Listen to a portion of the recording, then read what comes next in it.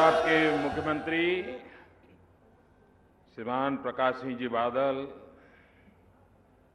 उप मुख्यमंत्री श्रीमान सुखबीर जी, केंद्र में मंत्रिपरिषद के मेरे साथी श्रीमती हरसिमरत जी, श्रीमान विजय सांपला जी,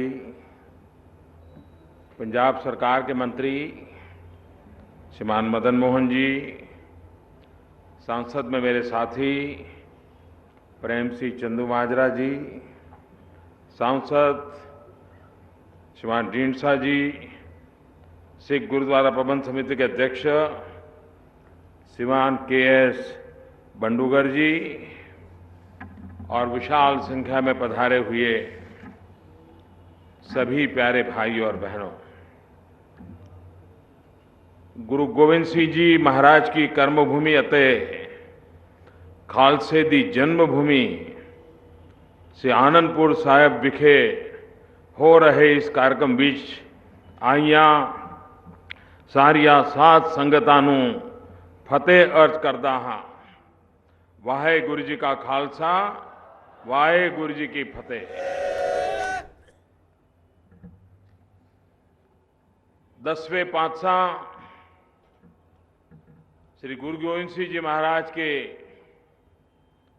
350वें प्रकाश उत्सव को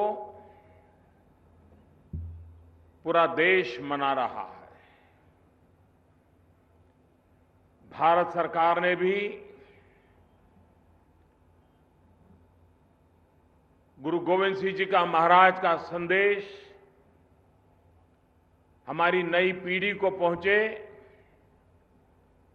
देश के कोने में पहुंचे, इस बात पर बल देते हुए पूरे देश में सरकार की तरफ से भी 350वां प्रकाश पर्व मनाने का तय किया है। आने वाले दिनों में पटना साहिब में भी बहुत बड़ी संगत होने वाली है और भारत सरकार ने जो भी इस प्रकाश पर्व के लिए पटना साहिब जाना चाहते हैं, रेलवे की सुविधा उपलब्ध कराने की व्यवस्था भी की है ताकि हर कोई जो जाना चाहता है आसानी से वहां पहुंच सके। भाइयों बहनों, ये मेरा सौभाग्य रहा कि पंजाब की धरती पर कई वर्षों तक मुझे काम करने का अवसर मिला था और उसके कारण आनंदपुर साहिब की इस पवित्र धरती पर आकर के मत्था टेकने का मुझे बार बार अवसर मिलता था।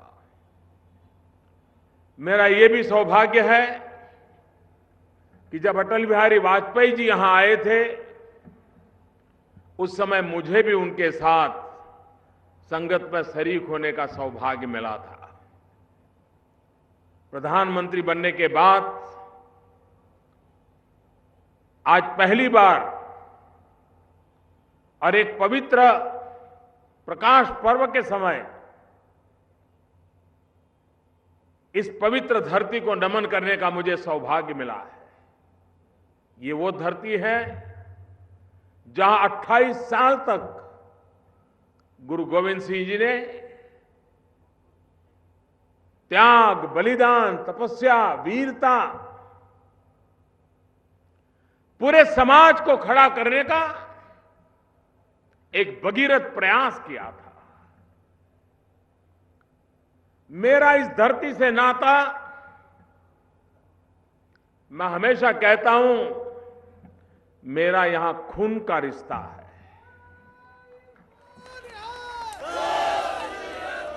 खून का रिश्ता इसलिए है कि मेरा जन्म गुजरात की धरती पर हुआ, कार्य करने का सौभाग्य यहां मिला, लेकिन गुरु गोविंद सिंह जी के जो पंज प्यारे थे उसमें एक गुजरात के द्वारिका से थे और इसलिए और जैसा अभी बादल साहब बता रहे थे, देश की एकता एक गुरु गोविंद सिंह महाराज के मन में प्राथमिकता थी। और ये पंच प्यारे भी हिंदुस्तान की चारों दिशाओं से प्रतिनिधित्व कर रहे थे, उसमें एक गुजरात से थे। और इसलिए मुझे स्वाभाविक अनुभव होता है, अनुभूति होती है कि मेरा कोई खून का रिश्ता है। और ऐसे समय इस महान बलिदानी परंपरा को प्रणाम करने का, नमन करने का सौभाग्य मिले, तब देश में भी जात पात के खिलाफ उस जमाने में गुरु गोविंद सिंह जी महाराज सबकी एकता के लिए प्रखर रहते थे। ऊंच नीच का विरोध करना, पंथा पंथ का विरोध करना,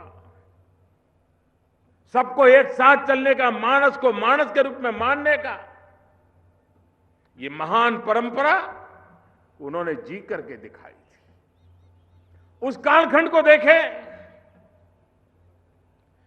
पूरा परिवार बलिदान,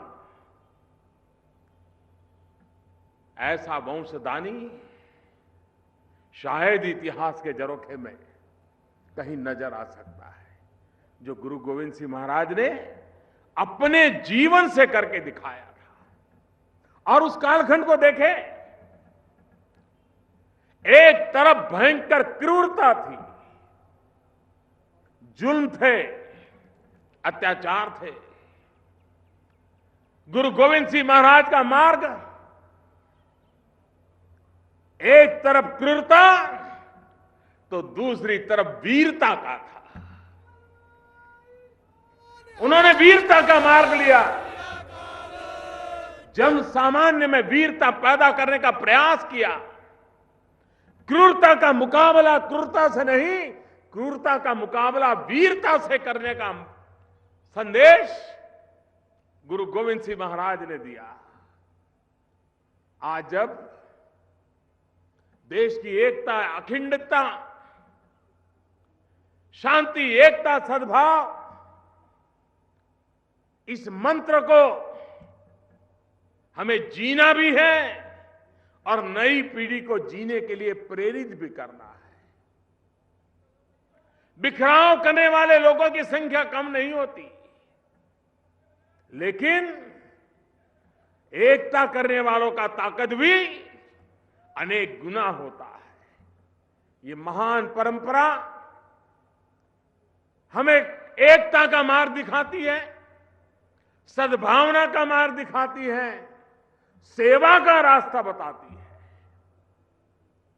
अगर त्याग है, बलिदान है, तो सेवा भी उच्च कोटि की है। ऐसी इस महान परंपरा के समय 350 वर्षवें प्रकाश पर्व के निमित्त गुरु गोविंद सिंह महाराज के चरणों में वंदन करता हूं, उनके त्याग बलिदान को नमन करता हूं। और पूरा देश, आने वाली पीढ़ियां इन महापुरुषों के वचनों को जाने, समझे, जीने का प्रयास करे। इसके लिए इस प्रकाश पर्व हमें नित्य निरंतर प्रकाश देता रहे। इसी एक प्रार्थना के साथ मुझे संगत के बीच आने का अवसर मिला। गुरु ग्रंथ साहब का सामने मत्था टेकने का सौभाग्य मिला। आप सब ने मेरा स्वागत सम्मान किया। आप सबका मैं हृदय से अभिनंदन करता हूं, आभार व्यक्त करता हूं। वाहेगुरु जी का खालसा, वाहेगुरु जी की फतेह।